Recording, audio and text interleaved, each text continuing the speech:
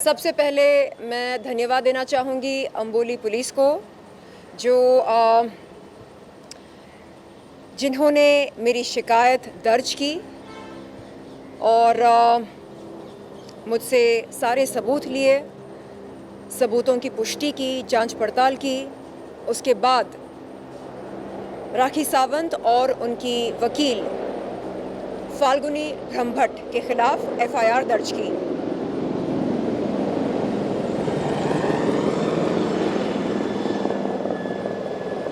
तो मैं धन्यवाद देती हूँ अंबोली पुलिस को जिन्होंने मेरी शिकायत दर्ज की और राखी सावंत और उनकी वकील फाल्गुनी ब्रह्मभट्ट के खिलाफ एफआईआर दर्ज की। अब मैं आपको क्रोनोलॉजी समझाती हूँ।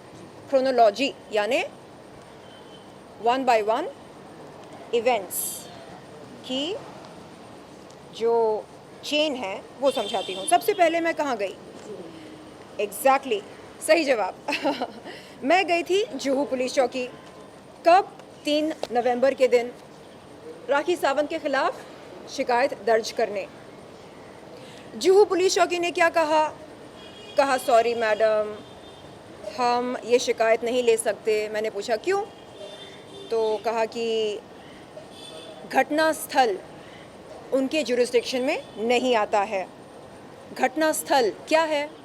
फिटनेस फर्स्ट, ये वो जिम है जिसके बाहर राखी सावंत ने कई इंटरव्यूज़ के दौरान मेरी अश्लील तस्वीरें, वस्त्रहीन अभद्र वीडियोस मीडिया को साझा किए, पब्लिक प्लेटफॉर्म में दर्शाया।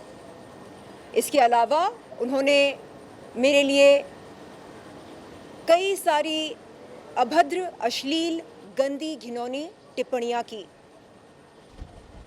तो मैंने कहा ओके सर, नो प्रॉब्लम, मुझे क्या करना चाहिए बताइए। उन्होंने कहा आप ओशीवारा पुलिस चौकी जाइए। मैं वहाँ गई। ये देखिए ओशीवारा पुलिस चौकी, शिकायत लेकर मैं वहाँ गई 7 नवंबर के दिन राखी सावंत के खिलाफ शिकायत दर्ज करने।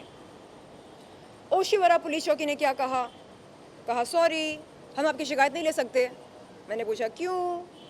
कहा घटना स्थल हमारे जुरिस्डिक्शन में नहीं आता है।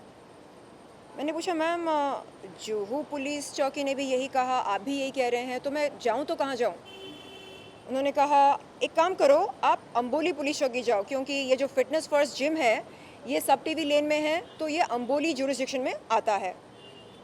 मैंने कहा मैम, ये जो अपराध है ये सोशल मीडिया पर वायरल हो गया है, प्रसारित हो चुका है, तो क्या फ़र्क पड़ता है जुरिस्डिक्शन कहाँ का है, जुरिस्डिक्शन बैठता है कि नहीं बैठता है, आप शिकायत दर्ज कीजिए ना मेरी।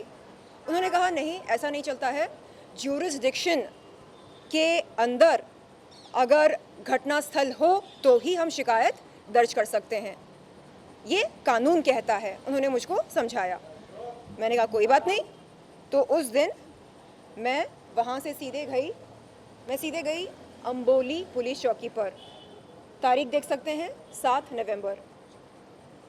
तो वहाँ पर मैंने ये शिकायत दर्ज की। मैंने कहा सर, अब आप तो प्लीज़ मत बोलिए कि यहाँ मेरी शिकायत दर्ज नहीं हो सकती, क्योंकि fitness first gym Amboli jurisdiction में आता है, निश्चित रूप से आता है। प्लीज़ सर, मैं थक चुकी हूँ, दर ठोकरें खाकर मैं थक चुकी हूँ, प्लीज़ मेरी शिकायत दर्ज कीजिए।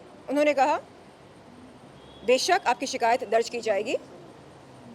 उसके बाद मुझको अगले दिन बुलाया, बयान लिया, सबूत मांगे मुझसे।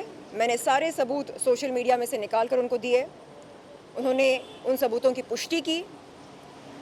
उसके बाद एफआईआर दर्ज किया राखी सावंत और उनके वकील फाल्गुनी ब्रह्मभट्ट के खिलाफ।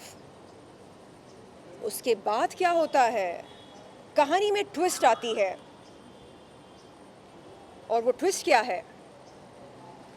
9 नवंबर की रात को अचानक शर्लिन चोपड़ा के खिलाफ एफआईआर दर्ज होती है। कहाँ? ओशीवारा पुलिस चौकी में। मैं परेशान, अरे ये क्या हो गया रातों रात, ये कैसे हो गया? मेरी समझ के बाहर है ये। जब मैं गई थी वहां पर, ओशिवरा पुलिस चौकी ने क्या कहा? अगर घटना स्थल ज्यूरिसडिक्शन के बाहर हो तो हम शिकायत दर्ज नहीं कर सकते, ये कहा था ना। जब राखी सावंत उसके वकील के साथ गई तो उन्होंने ये बात नहीं रखी उनके सामने। अरे शर्लिन चोपड़ा ने आपके बारे में जो कुछ कहा, कहाँ कहा?